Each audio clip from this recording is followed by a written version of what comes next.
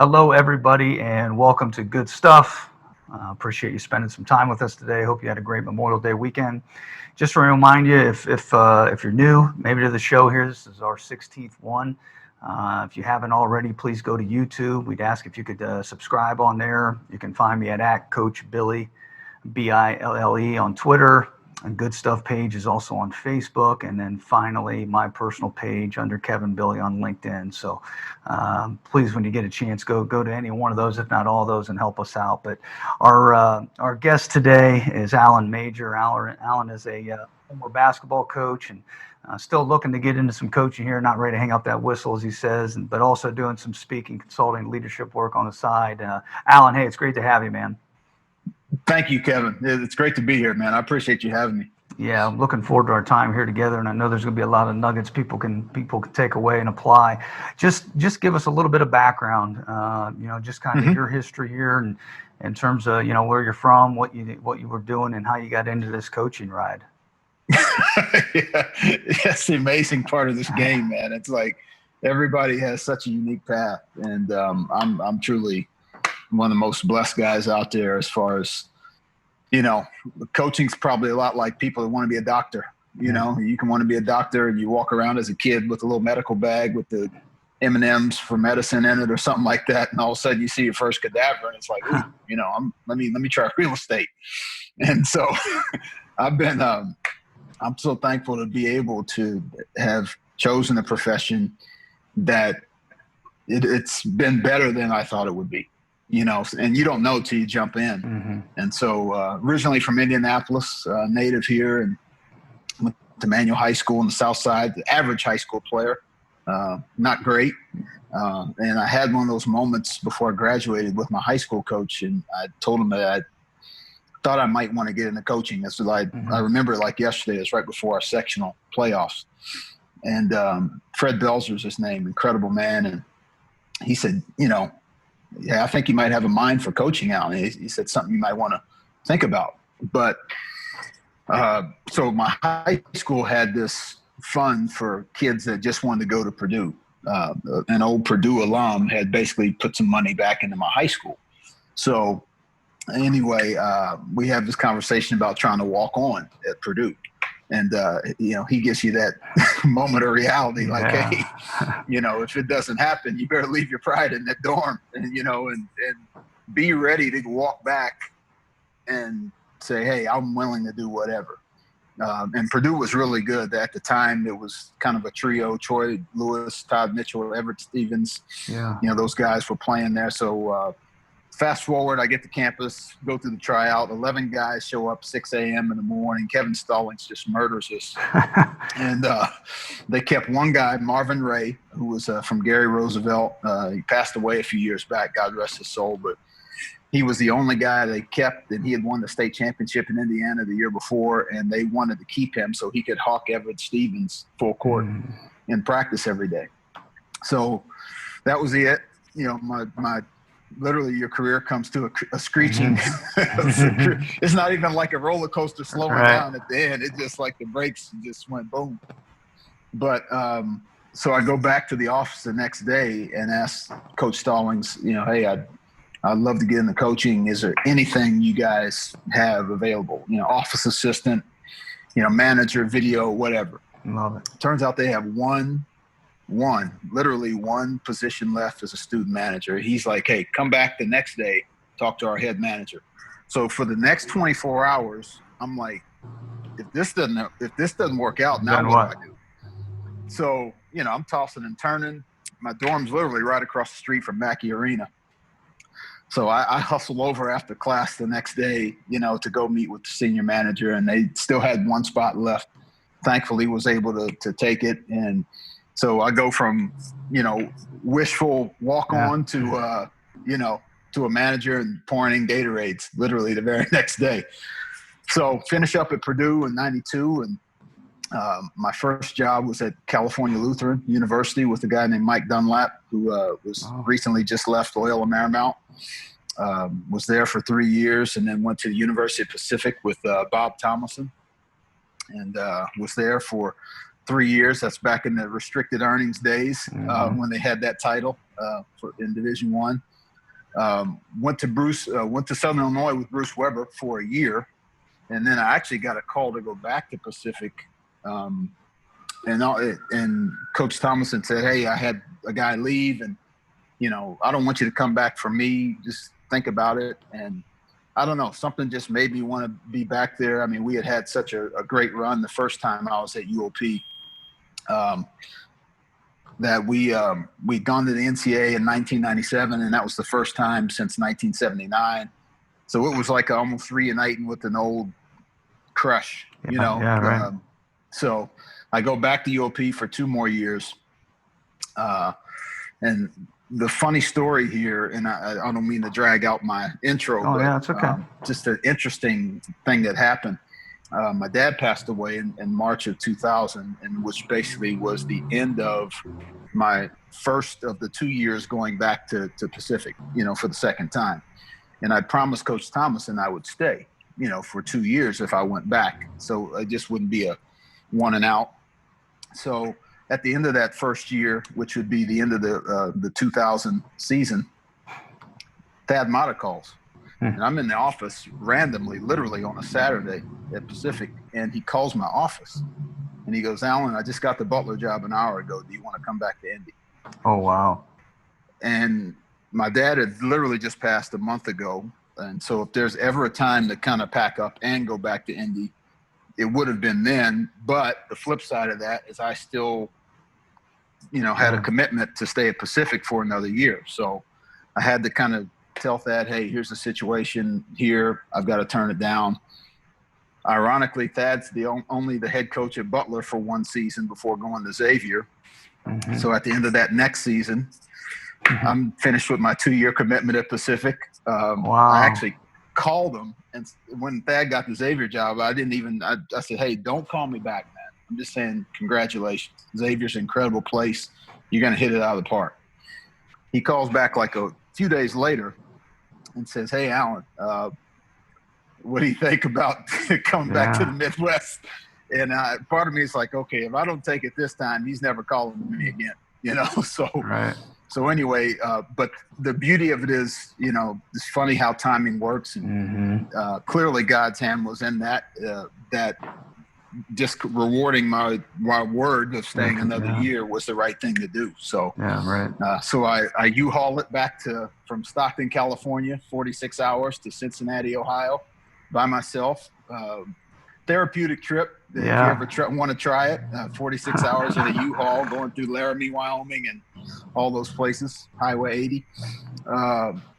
So I had Xavier for 3 years, and then Coach David West for 2 of those years, who still is a great friend and a phenomenal player, and just finished his NBA career a few years ago. And then went with Thad to Ohio State for 6 more years, left there in 2010, went to Charlotte as the head coach from 2010 to 2015. And the last 5 years has been a bit of a journey, which I'll explain later. But I left Charlotte in 2015 and took a year off, went around the country, visited about 30 to 40 different places, learned a lot. Went back to Ohio State as a player development assistant. And unexpectedly, Thad gets let go that following year. So I moved it back here to Indianapolis and was able to kind of help my mom and sister who had transitioned back here. And then once they seemed to get a grip on things, I took another player development position at the University of Texas on the women's side, which the former coach there, Karen Aston, who just left a few months ago, she and I were she was the head women's coach at Charlotte my first. And she wanted to have like an old head, maybe kind of hang around, and she had a younger staff and maybe a second set of eyes for her every day. So really enjoyed my year in Austin.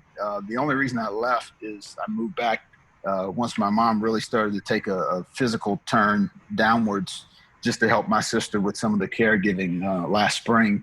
And then sadly she passed away last May. But so I've been in Indy ever since, just kind of. It's actually been a blessing just to have a time to reset on all fronts of life, physically, mentally, spiritually, the whole 9 yards. So Yeah, for sure. So that's kind of maybe an extended Cliff Notes version of how I got to May 26, 2020. Yeah, no, that's great, man. It is crazy all the path that or where it took you, and that's a great story on how you got to Xavier and eventually went to Ohio State. I remember we were talking there about a year or two ago, and I thought that was excuse me, really intriguing. And you just mentioned it about that time that you were able to take off and visit all these different programs. I know you saw a lot. One thing I guess I would Mm-hmm. be well, that stood out to me is, man, I bet, not being there with you obviously, but I bet you understood or saw how many different philosophies can work. Yeah. Is that something you noticed? Can you talk about that or anything else you picked up on from that trip, please? Yeah, for sure. I tell you, the first thing, every gym that I walked into, there was such this moment of excitement. Once I would park my car, and there would be a certain period of time from walking from my car to walking into the practice facility of whoever I was going to visit. And whatever that 30 to 45 seconds to 2 minutes or whatever it was, literally, it's like one of the most exciting feelings in the world, because you know that when I get back into my car, I'm going to be better. Like, it. Yeah. Even if you don't agree with the thing that you see in the gym, you're going to be better because maybe it doesn't fit what you believe in. But Right. just the walk from the car to the facility alone, at all these different stops, was thrilling. And it was all levels from Division III to NBA. But I went to really just to get a sample of what each culture was like. And that's the one question that drove this entire thing. I called it the learning journey. And I still have a manila folder full of practice plans and notes and stuff that I stole, I Yeah. guess, marauded from everybody. Yeah. But it wasn't about getting another play. It wasn't about, I like that slice stagger action that Mm-hmm. these guys ran. It was about, what's the vibe in every gym? And when you walk into this place, like, why have they been good? That was my biggest question I wanted to kind of get a feel for. And, I'll tell you a story. One of the most exciting stops was when I went to Gonzaga. Mm-hmm. And I watched practice. And the year before, they had just graduated Kevin Pangos and Gary Bell. But Josh Perkins was a freshman, and they still Okay. had some guys. I mean, Gonzaga is Gonzaga, let's Yeah. face it. Right. I mean, they had reloaded for sure. So practice is ending, and I'm getting ready to walk through the hallway, and Coach Few was coming around the corner, so I had a chance to thank him.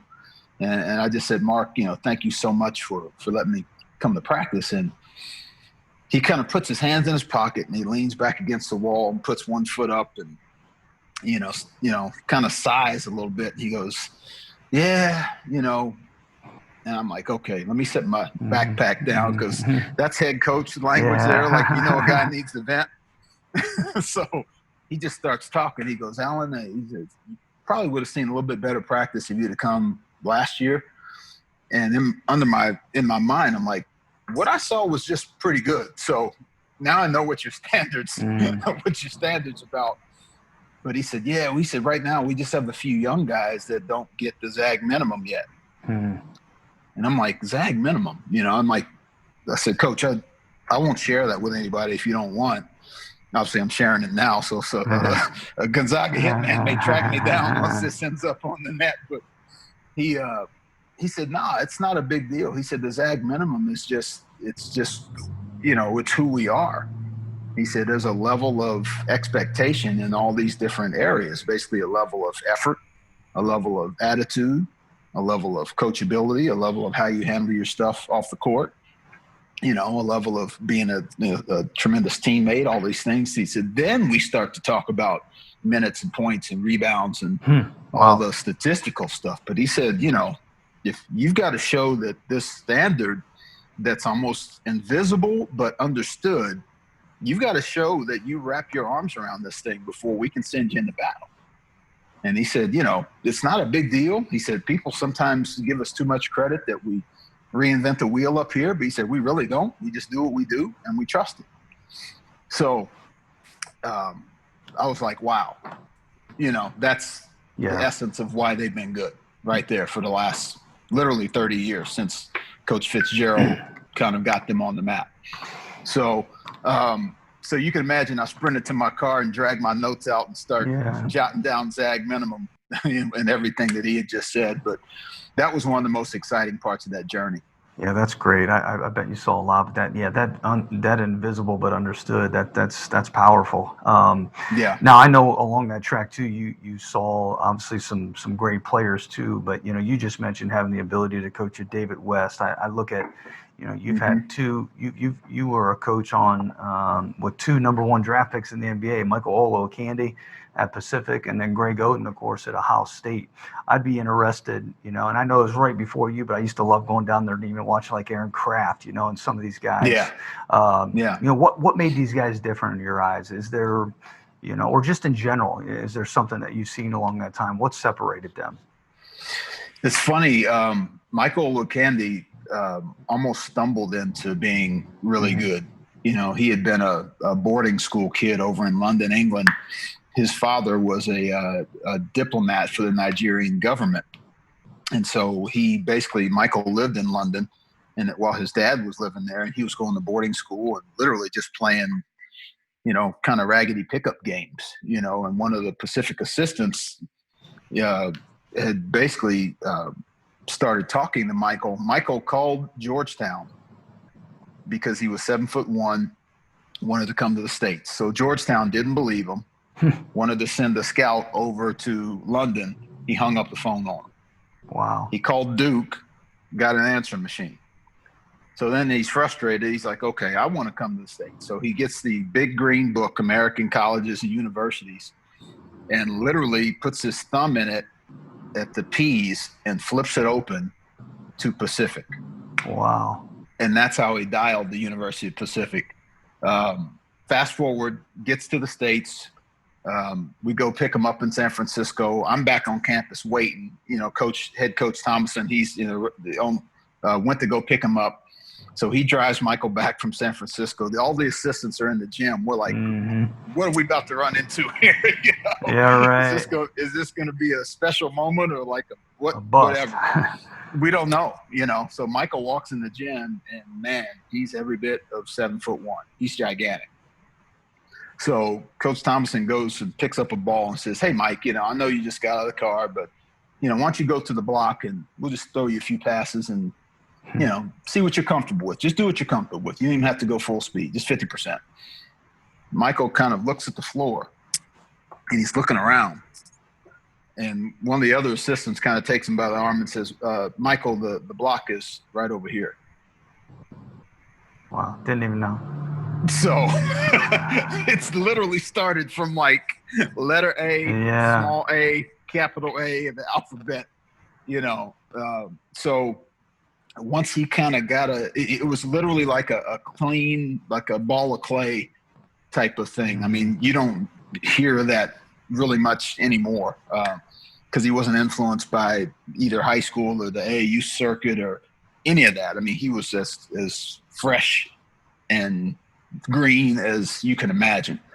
So he literally, just as a function of kind of work ethic and figuring it out and watching film, and 3 years later, he's averaging 21 and 11 and 61% from the field and 3 blocks. And in 1998, David Stern calls his name. So, so he didn't really bring maybe that special it factor to the table. But in the 3 years with us, he kind of learned to grasp it. Yeah. Of like, hey, this is really, I think I could be really good at this. And he just really married himself, almost, for lack of a better phrase. He married himself to what we were trying to do. And so it's an unbelievable lesson in humility on his part, because he could have came in and showed up with a like, hey, I've done that before, and you can coach me, but only this much, But since he was so green, it was almost like a forced humility in a way. Yeah, for sure. But as a result, his game took off. So, for any guys out there listening, young players, I mean, that's almost like the first thing. And obviously in this Michael Jordan Last Dance, deal. He admitted himself his greatest strength was coachability, which is a function of humility. Yeah, I mean, literally, sure. Humility is the foundation of coachability. So David West was a guy that, was a really talented player, but had a fail-up moment. Didn't graduate from high school. Was best player in North Carolina. Ends up going to Hargrave, which he'll tell you today himself. It was the best, worst, best experience. I bet. The uniform and the bull ring at 6 a.m. if you have issues, So, but Dave loved to improve. He loved skill development. And a quick story about David, he decided to come back after his junior year and passed on the draft and decided to stay as a senior. So Tim Duncan was always his favorite player. And again, you see this humility part rise up again from a guy that had no background in basketball. So obviously here's Dave that had a strong background in basketball, but humble enough to want to get better. So I'm sitting in the office the summer after he decided to come back to school before his senior year. He walks in the office, and this is before you could do stuff in the summertime with guys. So he walks in the office with 2 basketballs tucked under his arm. And he's like, "Coach, can we do some ball handling? I want to get better at playing away from the basket and handling the ball and picking and popping and doing things on the move. I know that's going to be part of my future." I said, "Dave, we can't, it's June." I said, "I can't, I'd love to do something with you, but we don't want to jeopardize, your eligibility in any way. So I may get retroactively busted as I tell the story." But anyway, he's begging now. I mean, here's a potential. He's been a 2-time, at least, I think, A-10 Conference Player of the Year. All-American status, going to be an NBA guy eventually. Yeah, right. Begging for a workout. Like, just let that sink in. He's begging. And so he breaks me down. I said, "Okay, I'll meet you in the hallway by the visitors' locker room where nobody can see us because if we can't get on the court." So we meet down in this hidden hallway where no one can see us by the visitors' locker room. And for 20 minutes, he goes at it. And by the end, he is absolutely drenched. I'm talking 2 ball same time, 2 ball alternate, 1 high, 1 low. I mean, pound it. I mean, he's doing it all. Skips. He's drenched. And he thanks me, comes up and shakes my hand. And as I'm walking back to my office, I said, "You know what? If I'm going to get busted, it's going to be for that. Because this guy cares and he wants to improve. And that's why we're here, is to help these guys grow and get better." And so he had a special kind of a gift of humility and wanting to get better. And so you kind of see this common thread already between 2 completely different players, but they both brought something to the court that says, "I want you to coach me." Yeah. And so Greg Oden had it. Michael Conley had it. So that's kind of been one of the unique common threads of all these players that I've been blessed to be around, is they just open that door and let you in.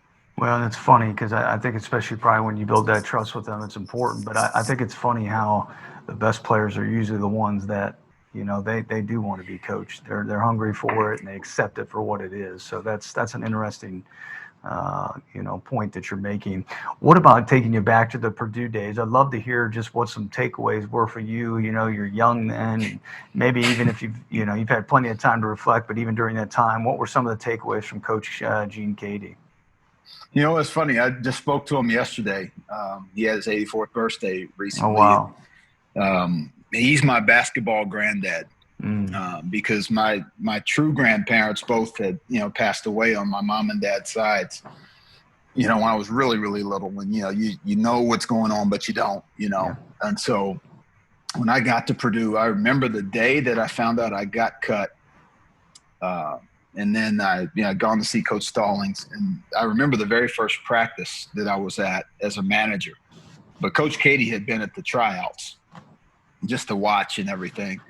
And I remember I went up and thanked him for letting me try out. He said, "Hey, it's one of those years." He said, but you did a good job. He said, "You're a little bit out of shape, but other than that, he said, you're fine." He said, "You did well."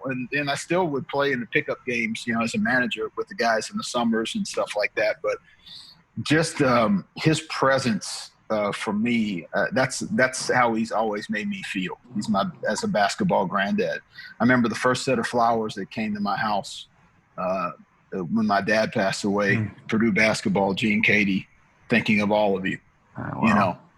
And so many people have seen him pumping his fist, down in Bloomington, or throwing his coat in the stands, or going after Ted Valentine or any of these other NBA rep or the Big Ten refs that have come across his path. But he is he's got a heart of gold. And I think fundamentals, the power and importance of fundamentals will probably, if you want to call that an umbrella, of things that I took from him, and then you kind of put a bunch of things under the umbrella, which means, one of them being, just the consistency to be ready to go every day, and he would have this pre-practice meeting on a chalkboard, and the captains would sit in the chair and the rest of the team would stand behind him, and he would take them through, here's what we want to do today in practice. Then it'd be a thought for the day. And then every season he would create a theme, because he knew that every team had a life of its own. So he would have like 1 year it would be combat ready, meaning like it was a really good team coming up. And, his whole point was we got to make sure Purdue doesn't beat Purdue. So combat ready is meaning let's be the toughest team that we face every day. If we do that, we'll be ready to go to war against anybody else. To the point where I remember one of the players, Tony Jones, ran the annual 2-mile run with a pair of combat boots on. Oh, wow. I still remember because I used to trail the guys in conditioning in my moped. but then another year it would be like hustle, humble, hungry. That would be like the theme. So he kind of had a knack for creating these almost like what we probably call today hashtags. Something that the guys could mentally wrap themselves around, and he would use that to form an identity for every team. So just the ability of the power fundamentals, the importance of being ready to go, and then obviously toughness, from a defensive perspective, was something that every team that he had carved their niche in. And then offensively, just the importance of playing together, making each guy live on the court and not trying to lean on just one or two guys, but moving the ball, because that creates trust. And he actually would kind of get his teams to understand how to hitch that together, that if we're unselfish defensively, that is going to naturally carry itself to the other end of the floor. It's hard to be an unselfish defensive team and then go down and be a selfish offensive team. Yeah, that's good. Yeah, those are good nuggets. So he, but he's a special, special man. That's probably the best way to kind of put him in the ball. There's so much more. Yeah, you could probably we could probably have a whole conversation on it, I'm sure. But so I went to, then fast forward to Ohio State. I mean, I went to a couple of practices during that time, and just when Thad was the coach in your group.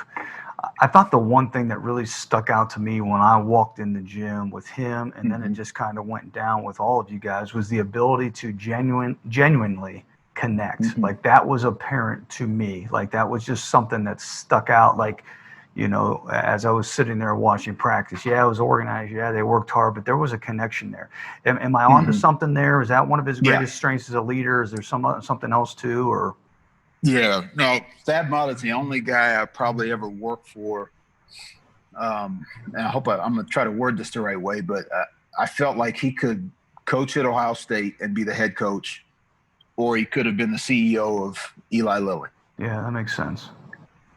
Because he understood the importance of like making sure that your people feel empowered enough to be really good. He didn't want to be the only voice every day. He'd let us know in staff meetings in the morning, this is what I want you to do. But he gave us the confidence and the empowerment to get out on the floor. And as a result, that's probably why you saw what you saw, because the players saw that we had a voice too. And the thing that it helped me when I became a head coach, the biggest lesson from that was, practice isn't just for players. Coaches need practice coaching. Yeah. Sometimes you may go to a practice where it's kind of one voice, and other guys are kind of walking the sidelines and, maybe not quite as vocal. And that's not to say that that's the wrong way. That's just happened to be that particular head coach's philosophy. But Thad always wanted guys that did want to grow and develop and eventually become head coaches. And he knew the only way and probably the best way to do that is to get us dirty. Yeah. And that was the best way to get us dirty. We did the traditional scouting for the first 3 years there where, you just rotate and each guy has a team. And then in year 4, we started doing almost like a coordinator system, where one guy handles offense every single game. Yeah. Another guy does defense every single game. Well, I had our defense, from year 3 through year 6 when I was there. And I can't tell you how much it accelerated my growth. Number one, you're on every game. Like when one game ends, the manager gives you an edit for the next game that's 30 minutes long, and you got to trim it to 7. Yeah, right. So, and then you got to watch so many games so you get a true sample size of what's going to be coming up. What's trending. Is somebody hurt? Because if one guy's been injured for 3 of the 5 games coming up, you're going to be playing a different team than you thought you would. So just having to be on every single game from a defensive mindset, how do we guard them? How do we take this away? And it just accelerated my growth because it was a healthy pressure to develop. And I think for any business people out there listening to this, that's why I say Thad could have ran Eli Lilly or Ohio State basketball, because he understood the importance of truly caring for his people, having a developmental relationship with us, almost like a partnership with us, and then if you're a business person out there watching this, let your pros be pros. If you got good players and you've got good employees, line them up. Be clear on the direction you want to go and whatever vision that you got lined up. But then after that, turn them loose. Let them roll, and then have a system of development. And that's what bled down to our players. We always had a carrot out in front of our guys from a skill development standpoint, so it was never over. So they never felt like, oh, okay, I'm good now. I've done this. It's like, no. Yeah, we're on to this next thing now. And it made us better as coaches. And that is the essence of the partnership. Because if I'm coaching you as a player, I've got to continue to get better so I can turn around and give it to you. Yeah. And then as you get better, you're basically, again, to get back to that word healthy pressure, you're putting the healthy pressure back on me to go get better. And the end of that David West story was that same summer, Mike Budenholzer sent me a 21-minute Tim Duncan DVD for David to watch. All skill stuff that Duncan does that's applicable during the game. Running, pick and roll, trail jump shots, and eventually, dribble handoffs, you name it. Bank shots, the whole deal. So fast forward to 2018, I go to visit David in Golden State. It's his last year, and it's the year that this is the last year that they won it. And we go to have some pizza after one of the shoot-arounds. And, we're just shooting the breeze, and another game is on. I think Houston's playing somebody. And I said, hey, man, remember that Tim Duncan DVD, that Coach Bud, sent to you? He goes, Coach, I still have it. Man. He said, I showed it to Tim when I went to San Antonio a couple of years ago. He said, we had a laugh about it. But he watched it all the way up until about his 10th season in the NBA. He was still watching this DVD. That's awesome. So again, it gets back to, the great ones never think they're too great. Yeah. Because they always know there's a little bit more. And so when you have a chance to have guys like that in your path, it's special. Hey, before we close up kind of with the three questions, I'd just like to know in your path, I think kind of a two-part question. When you go from assistant to head coach, there's obviously challenges, so that may even happen in the business world. Like, what are some of those challenges? But even more so, like, people, they're out there, they're waiting. They can't. I was 25 years old when I was a head coach and only had like 3 years, 2 GA and assistant. So I didn't get, but I think there's some benefits of that because you're thrown right into it, and what better way to learn. But at the same Absolutely. time, there's a lot of people that are in that waiting game and they're just so anxious. But before they get to those challenges, that first part of the question, what are you doing, or what advice would you give people? Because their time's going to come probably, Yeah. but when it doesn't, you can get frustrated, you can stop learning, wherever it might be. So first part, some of these challenges, second part, waiting games. Am I making sense there? Yeah. The first one was challenges as a head coach. Well, challenges that you saw from being an assistant to the head coach. Let's just start there. What were some challenges in that transition for you? Yeah. It's funny. It's taken a lot of reflection, and that's the beauty when you have this time like this from being out of coaching to hopefully waiting to get back in it. It allows you to put yourself under a microscope. And I think two of my probably biggest challenges that if I could, rewind it all back and do over again, was I would be better prepared probably from an offensive perspective, with my teams, because, I look back at my career, Gene Cady, defensive guy, Mike Dunlap, defensive guy, Bruce Weber, defensive guy. Bob Thomason was really probably the only offensive-minded guy that I worked for. Thad Matta, for the most part, defensive guy by trade, from being at Butler and kind of his background. So when I look back at my career, I'm like, wow, I probably, along the way, I wish I would have balanced myself a little bit more. But as an assistant, you're also trying to make sure that you're staying with the program, philosophically and all that. So, and then the second thing was, I think just making sure, I always thought I clarified the vision for our teams pretty good, but I look back and I think I could have even done that better, and almost from a consistency standpoint, because at times when you're a head coach, you get into a season or, your second year or third year, and you think, man, you want to win. But also, I think at times I thought about maybe, hey, we need to have a pretty good stretch here. Let's play well, win this certain, win these X amount of games as we finish out the year, as opposed to just staying with the system and the standards, from game to game, from one end of the year to, from the start of the year to the end.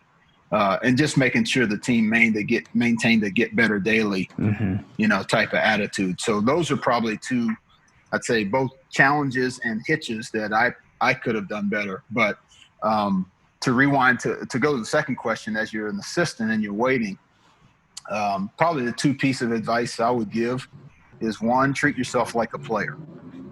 And what I mean by that is, we always ask our players, in the off season, add one thing.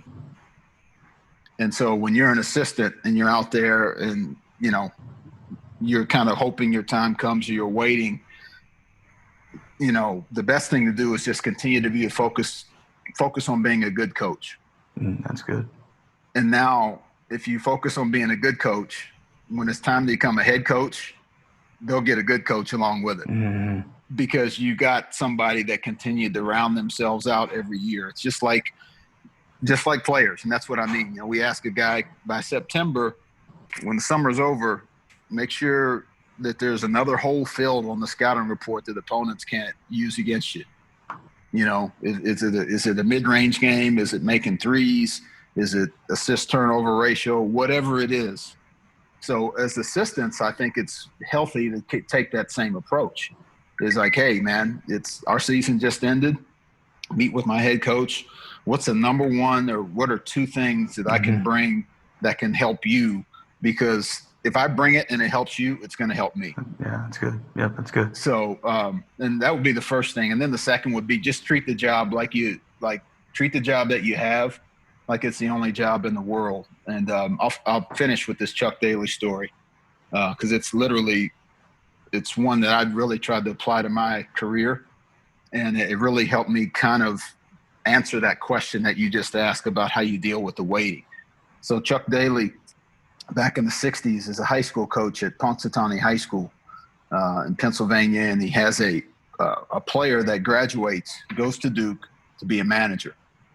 Duke goes to the Final Four this manager's freshman year. And so it's in Louisville, Freedom Hall, great staff. I mean, this is like Vic Bubas, and I think Hubie Brown might have been on the staff. I mean, great Duke teams. So the manager now is wearing Coach Daly out to come to visit him at the Final Four in Louisville, Freedom Hall. So he's just calling. He finally breaks him down. Coach Daly goes from Pennsylvania all the way out to Louisville, Freedom Hall. No ticket, no room. So he shows up, gets a scalper's ticket, finds a roach-infested hotel room, and then he ends up in the top row, knees to his chin, watching his first Final Four as a coach. But he's also thrilled and happy for his former player that's down there on the Duke sideline as a manager. So it's a special moment. He can barely see it. Yeah, right. but it's a special moment. So that spring, Duke has a coaching opening. Coach Daly's now former player and manager starts calling him and asking him to apply for the job. So he's wearing him out again. And like Coach Daly's like, look, I came to the Final Four, man. Like, what more you want from me? So the kid just won't give it up. He just keeps calling. He eventually breaks him down again. So Coach Daly, as a high school coach, applies cold turkey for a Duke assistant's job, gets an interview, gets the job. It gets better. Duke goes back to the Final Four again the very next year. So in 1 year, he goes from knees to the chin, top row Freedom Hall, to on the bench coaching in the Final Four. And I got this story from an old NBA coach's video that used to be in the Purdue coaches' offices, because I'd sneak in and steal coaching videos during in the evenings when their guys were gone. I'd watch them, and then I'd put them back, the next day, so nobody know anything was gone. But I got that from an old NBA coach's video, and Coach Daly told that story. And his whole moral of the story was, I treated Punxsutawney High School like it was the only job in the world. And if you do that, it's just funny. Like, there's things in basketball that happen and we can't explain it. Like, why does the one more pass? Why does that shot go in? I have no idea. I actually don't want to know, because that keeps the game beautiful for me. There's a little parts of it that you just don't know. You just trust them. Why do the guy, the first to the floor, loose ball, why does he always tend to end up with it? I don't really want to know why. I just know that it works. And that's what makes this game beautiful. So why is it that guys that just focus in and do the right thing, and does it always work for everybody to get an opportunity? It's not perfect, but it gives you the best opportunity to be great where you are. And if you do that, the game has a kind of mystical way of taking care of you. I really believe that. So yeah, right. Yeah, that's good. So that Chuck Daly story is one of the greatest I've ever heard. Yeah, really good story. Well, appreciate you sharing. Let's we're going to kind of go rapid fire to finish, if you don't mind. 3 questions, kind of 3-pointers here. So I'll dish it off to you and then let you shoot the 3. If I shot fake and pull up, I'm a good mid-range guy. So whatever it takes. Yeah, I don't buy all the analytics with the mid-range. A good shot's a good shot. So if number one, if people could learn or take away something from this talk, what would you want that to be for them? I think the big thing, no matter if they're in coaching or in the business world, is just be authentic every day. Just be yourself.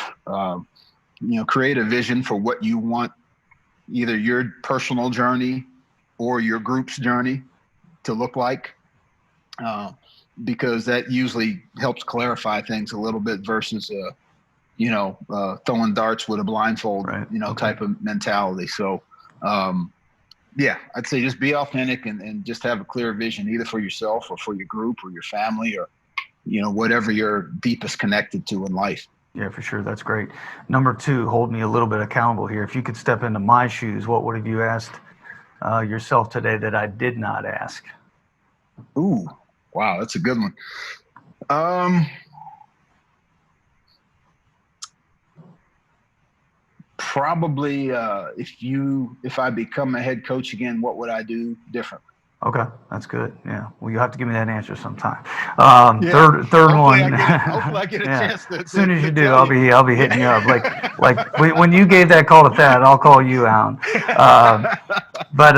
So good stuff's the name of this. So the final one here. What's some good stuff right now that you can give us in closing? Anything in general or anything for the time being that you feel would be appropriate? What do you think? Biggest good stuff I would probably share is that obviously we're at the most unique time in history in probably any of our lifetimes, no matter what age you are, 2 years old or 92. We've never seen quite a situation like this. So uh, I guess my mentality is that, we're all tubes of toothpaste with this thing going on, and it's squeezing all of us. And let's just make sure that whatever comes out of the end of the tube is something good, because that's what toothpaste does. It leaves a little shine to everything that it looks better. If it's minty, it's going to smell a little better, taste a little better. So we're all really, literally tubes of toothpaste being squeezed from the bottom roll all the way, and it's just every day this thing passes, we're all getting squeezed a little bit more. But we have the choice in what comes out of the tube. And just make sure that whatever comes out, that it adds a little shine to your own life and makes somebody else's life a little bit more minty as we get to the other side of this thing. Yeah, I love it. That is good stuff. Hey, Alan, where can any of our listeners connect with you? Any platform that you prefer they go to, website, social media? What's best to connect with you? I have a website, coachmajor.com, that just gives you a little bit more in-depth information about me. But Twitter is at Coach Mage, COACHMAJ, and then Alan Major on LinkedIn. Those are probably the two. I'm still improving my Instagram game, but I don't want to throw that out there just yet. But I'd say Twitter and LinkedIn are probably be the two, easiest ways to connect. Okay. Find me out there. Great. Well, hey, Coach, I appreciate you being with us today. I enjoyed the stories, obviously, but I know you got a heart of passion, and I know you're a faithful man. We didn't get into a lot of that today, and just respect this road that you've been on. But thanks for taking the time to connect today and give us some insight. I know it's going to have some value for somebody out there.